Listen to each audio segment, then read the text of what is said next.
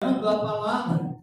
E essa negligência causa um pecado tão grande que se negligenciar, Jesus chegou a dizer, quando algum nesta aliança não considerar um membro de qualquer ministério como seu irmão, a mim não me considerou. Então vamos esse para condenação.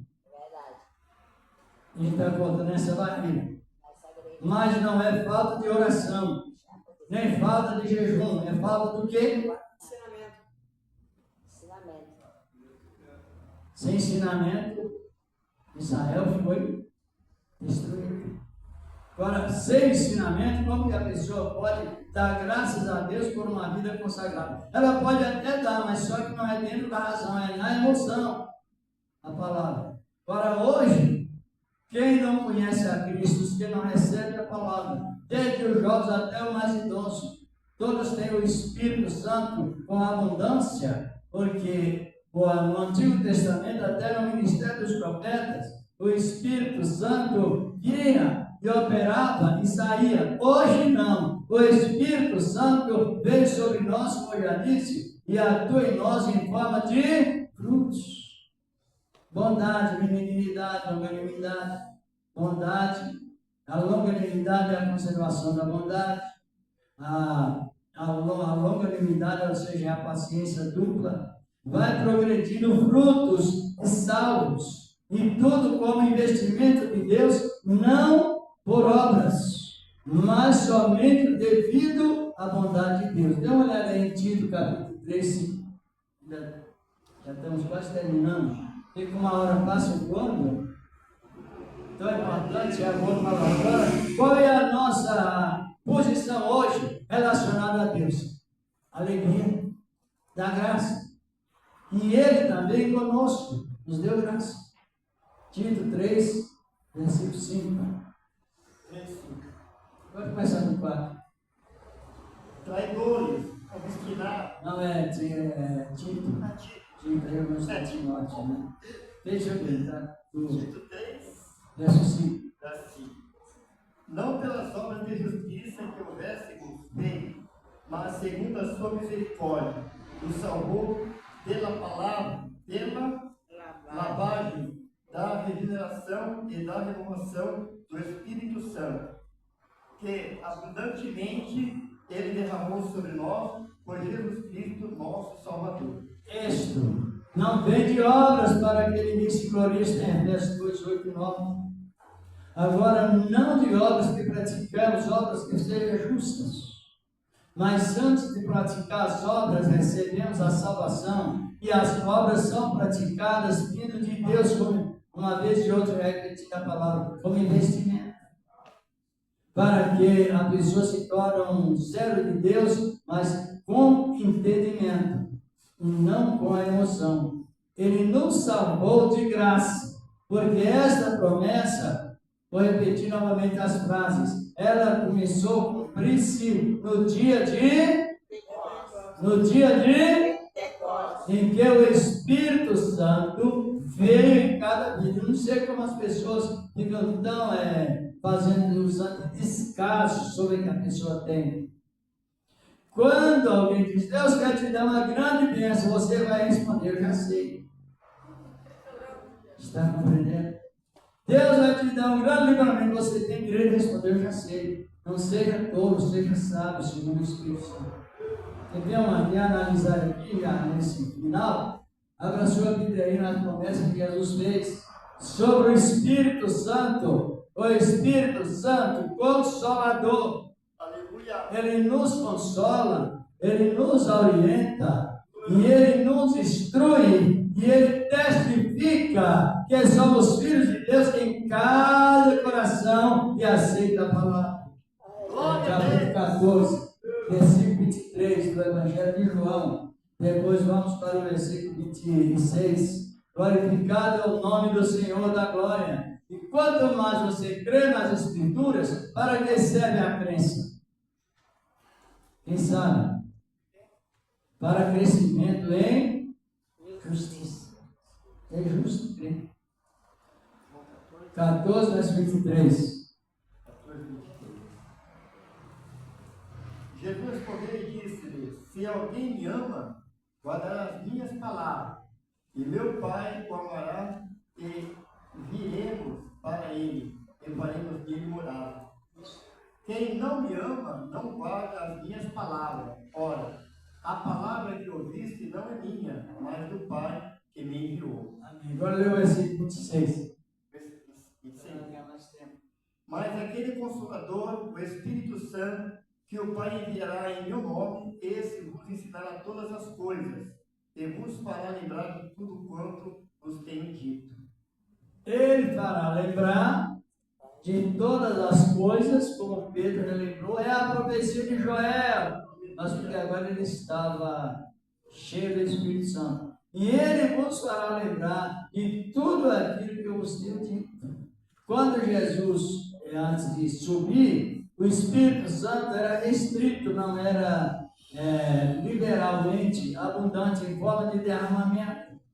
Depois que ele subiu, como eu já disse, 10 dias depois, cumpriu esta profecia. Cumpriu a profecia descrita por Jeremias e todos os profetas, aqui em Hebreus também, todos os profetas. Agora, o que falta? Ensinamento para as pessoas não ficar visualizando alguém para contar a sua vida. Agora, quando você descobre que o Espírito de Deus está em você, então nós somos bem edificados, nós mesmos. Mas diz Tiago, Judas, verso 20, diz a palavra: mas vós os edificareis a vós mesmos, sobre a vossa santíssima fé, orando no Espírito Santo. Compreenderam? Agora, esta riqueza ainda não chegou para o Israel todo da promessa, mas para os gentios que eu esperava a palavra, que éramos nós no passado estrangeiro, agora a palavra está conosco. Só que Israel vai ter que aceitar a salvação da maneira que aceitamos. No capítulo 2 das Colossenses, verso 16, Paulo está repetindo: não julgueis pelo comer, pelo beber, pelos dias de festa, pelos sábados, pelas novas.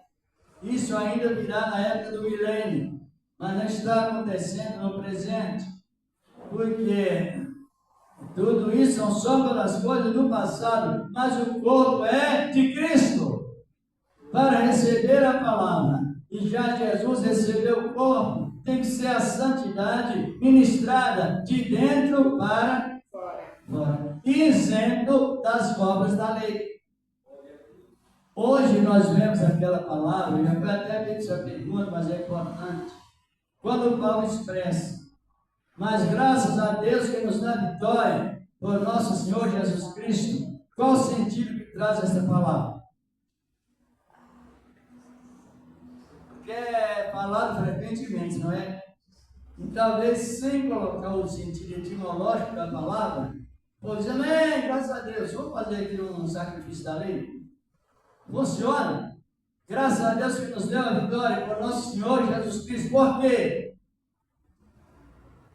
Leia para nós a resposta em Coríntios, 1 Coríntios 15, 56, verso 56, tem a resposta aí.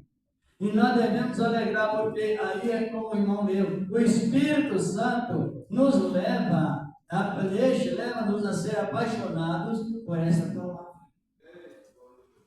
Essa Bíblia aqui. Você está compreendendo? Porque a Bíblia é inspirada e o Espírito Santo é a inspiração de Deus em nós. Encontrou? 15:56. Glória a Deus.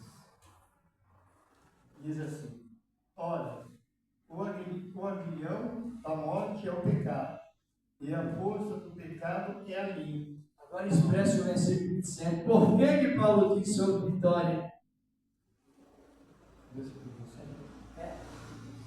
Mas graças a Deus que nos dá a vitória por nosso Senhor Jesus Cristo.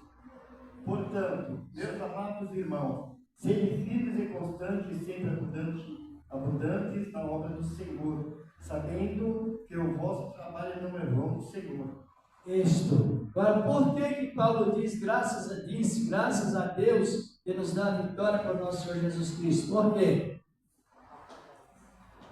A resposta está lá atrás, porque o povo estava estruturado na lei. E a lei, quando a pessoa não conhece o Antigo e o Novo Testamento, ela peca, porque ela não sabe o que é lei, então ela vai fazer um sacrifício segundo a lei e fica aprisionada na força do pecado. Aí Paulo expressou, graças a Deus que nos dá vitória por nosso Senhor Jesus Cristo. Antes ele disse que o aguilhão do pecado é a morte, do pecado é a morte, e a força do pecado é a lei. Por quê? A lei é ruim? Ou é porque a pessoa não pode cumprir? É muitas regras. Somente Deus pode cumprir a lei ao pé da risca. Somente Jesus pode cumprir a lei. Não se embaraçou em nada. Chega em Caná da Galileia, faltou vinho. Imediatamente ele vence a lei da química. Glória a Deus. Chega lá no mar, não tinha pontilhão, não tinha lugar, não tinha canoa assim, algo que levasse até o discípulo. Então ele anda sobre o mar, vencendo a lei da gravidade. Glória a Deus. Então ele venceu todas as leis que regem o universo. Em todas as leis que regem também a natureza, tanto no sentido cerimonial quanto moral. Agora a lei moral, nós podemos cumpri-la. Agora as cerimônias, elas foram mortas em Cristo. Se você não conhece a palavra, como você vai saber que não está lá? Esse é o grande perigo que ocorre.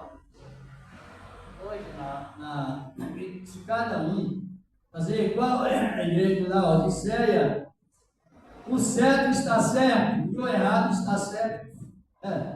O que acontece com isso? O errado está certo, o certo está certo. Nós estamos na hora, quer dizer, nós vamos terminando, mas ver como é interessante. Foi na ceia, a última ceia que estava celebrando, aí eu li uma parte já rapidinho, a parte de Gênesis 3, 17 ao 19. Quando terminou a leitura, o povo bateu palmas. Aí teve que parar e explicar o sentido que trouxe aquela palavra, a chegada de Satanás com a destruição, a terra sendo amaldiçoada, o homem sendo enfraquecido, sendo adoecido, sentenciado à morte. As árvores também agora estão ordenadas a criar espinhos. E o povo bateu palmas. Compreendeu que às vezes só o clima religioso ele não traz a realidade? Eu falei, não, isso aqui é desastre. A chegada de Satanás na terra. Esses espinhos que as árvores produziram, ele serviu para colocar na coroa de Cristo como espinhos e abutres, 10 centímetros de tamanho e ainda mais ou menos ainda venenosos. Compreendeu que a falta de raciocínio desfaz a palavra ou não? Que Deus continue abençoando ainda mais.